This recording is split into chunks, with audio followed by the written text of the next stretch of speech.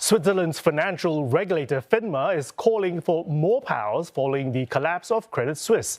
It comes as UBS holds its annual general meeting in Basel after a cut-price takeover of the former Swiss rival. Now, Ollie Barrett reports from London.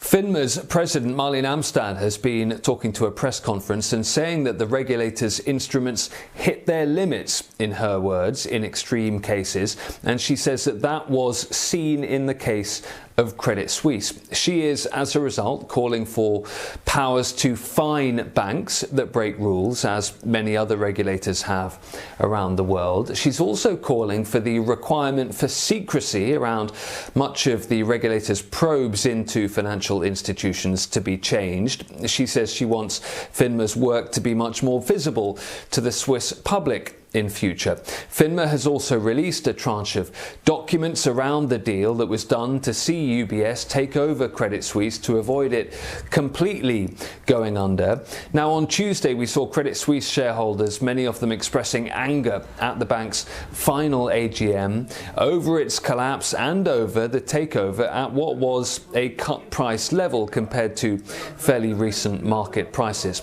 Now it's UBS's turn to hold its AGM.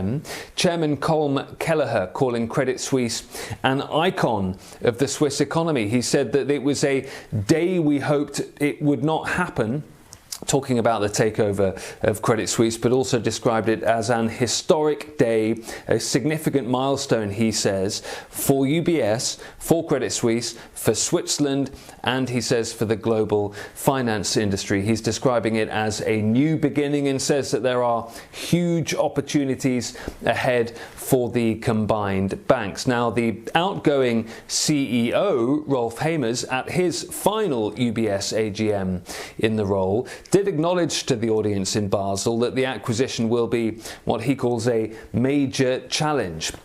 In March, Swiss authorities announced that UBS would be buying Credit Suisse in that shotgun deal to try and avoid further contagion in the banking sector after the failure of Silicon Valley Bank in the United States. Ollie Barrett, CNA, London.